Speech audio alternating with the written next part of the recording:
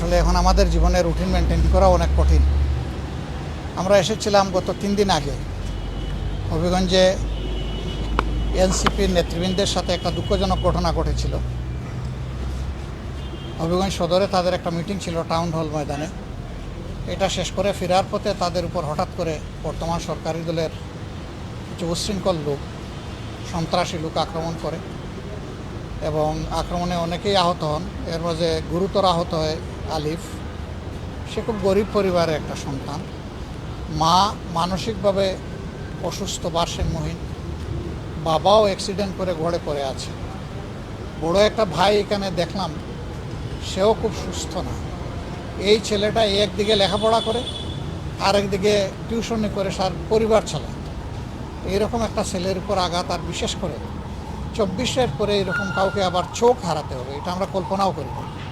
তা আমরা এই ঘটনার নিন্দা জানিয়েছি, আবারও নিন্দা জানাই।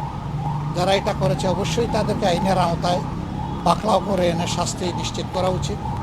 তা না হলে আমরা 24-এর পরের বাংলাদেশে এই সন্ত্রাস আর দেখতে চাই না। এই সন্ত্রাস ফেসিবাদেরই ছায়া। ফেসিবাদকে বিদায় করার পরে আবার ফেসিবাদ, এটাই জাতি মানবে না, বরদাস্ত করবে না। আমরা তার সুস্থতা কামনা করি।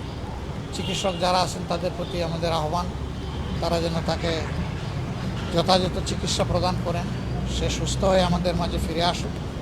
একটা কিশোর ছেলে, মাত্র ইন্টারমিডিয়েট ক্লাসে লেখাপড়া করে, তার উপর আবার তার পরিবারের চাপ। আল্লাহ রাব্বুল আলামিন এই চাপ বহন করার, সহ্য করার তৌফিক তাদেরকে দান করুন। আসলে এই ধরনের ঘটনা সবার জন্যই হৃদয় বিদারক। আমাদের খুবই কষ্ট লাগে যে এই ধরনের ঘটনা পরিবর্তিত এই বাংলাদেশে ঘটছে। আমরা এখানে দেখতে চাই যে সরকারি দল কী করে তাদের এই সমস্ত লোক যারা সন্ত্রাসী কার্যক্রম পরিচালনা করেছে, এটা খুবই দুঃখজনক। পরে আমরা দেখলাম যে এই ঘটনার তারা যখন বিচার চাইতে যাবে, থানায় মামলা করতে যাবে, তখন তাদের মামলাটা পর্যন্ত করতে দেওয়া হচ্ছে না, নেওয়া হচ্ছে। বহু সংগ্রাম করে তারা গিয়ে পরে একটা মামলা দায়ের করেছে। এটা কেন হবে? কারো বক্তব্য কারো পছন্দ না হলে আরেকটা বক্তব্য দিয়ে তার জবাব দেবে। আর তিনি যদি কোনো গুরুতর অপরাধ করে থাকেন, তাইলে আইনের আশ্রয় নেবে, কিন্তু নিজের হাতে আইন তুলে নেওয়ার অধিকার তো কেউ কাউকে দেয়নি। বিশেষ করে সরকার, যাদের দায়িত্ব হচ্ছে দেশে আইন শৃঙ্খলা রক্ষা করা, তারাই যদি আইনের রক্ষক না হয়ে ভক্ষক হয়ে যান, নিজের হাতে আইন তুলে নেন, তাহলে জনগণ কে কার কথা শুনবে? এরকম একটা বিশৃঙ্খল সমাজ চলতে পারে না। আপনারা দেখেছেন গতকাল স্থানীয় সরকার মন্ত্রীগণ একটা আক্ষেপ আফসোস করে বলেছেন যে 5 মাসে কোনো কিছুর পরিবর্তন হয় নাই, দুর্নীতি আগের চাইতে দুর্নীতির প্রবৃদ্ধি হয়েছে তিনি বলেছেন, মানে বৃদ্ধি পেয়েছে। তিনি বলেছেন শুধু উনি আশা দেখেন, মাননীয় প্রধানমন্ত্রী তিনি চেষ্টা করছেন। আমাদের বক্তব্য, প্রধানমন্ত্রী তো দলের প্রধান, তিনি তো সবগুলো অঙ্গ সংগঠন অভিভাবক, এবং কার্যত তিনি কোনো দলের প্রধানমন্ত্রী না, তিনি তো 18 কোটি মানুষের প্রধানমন্ত্রী। অভিভাবকত্ব তার। তাহলে তার কথা যদি তার দলই স্বয়ং না শুনে, তো জাতিকে তিনি কিভাবে পরিচালনা করবেন? এই জাতির প্রত্যাশা তার মাধ্যমে তার শাসনে পূরণ হবে কিভাবে? আমরা ওই ধরনের ব্যর্থতার কাহিনী আর গল্প আর শুনতে চাই না। আমরা দেখতে চাই, মুখের কথা নয়, কাজ দিয়ে প্রমাণ হবে যে এই দেশ আমাদের সবার, এবং সরকারি দল দায়িত্বপূর্ণ জায়গা থেকে দায়িত্ব পালন করছে।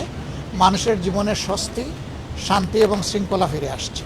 আমাদের একজন স্বরাষ্ট্রমন্ত্রী আছেন, তিনি যে কী করেন আমি কিছুই বুঝি না। 144 ধারা দিয়েছেন হবিগঞ্জ শহরে, আর এনসিপির লোকদেরকে বাধা দিয়েছেন মৌলভীবাজার থেকে শুরু করে হবিগঞ্জ পর্যন্ত। এটা কেন? কথা বলার অধিকার সবার আছে, শান্তিপূর্ণ কর্মসূচি পালন করার অধিকার সবার আছে। এই যে ছেলেটা আহত হলো, আমরা তো পুরা ঘটনা ফলো করতেছি। তারা তো কাউকে আক্রমণ করতে আসেনি, বরঞ্চ তাদের নেতৃবৃন্দের উপর হিনাস আক্রমণ যেটা হচ্ছে ওইটা ঠেকাতে এসেছিল, প্রোটেক্ট করতে এসেছিল। তাদের উপর এটা কেন? এটা আসলে বিস্ময়কর, নিন্দনীয়। এটা বন্ধ হওয়া উচিত। আমরা একটা শান্তির বাংলাদেশ গড়তে চাই, দেখতে চাই। সেই শান্তির বাংলাদেশের প্রতীক্ষায় থাকলাম। আর সরকার কি করে তার সন্ত্রাসীদের ব্যাপারে, দলীয় সন্ত্রাসীদের ব্যাপারে, এইটা আমরা এখন সচক্ষে দেখতে চাই। হ্যাঁ,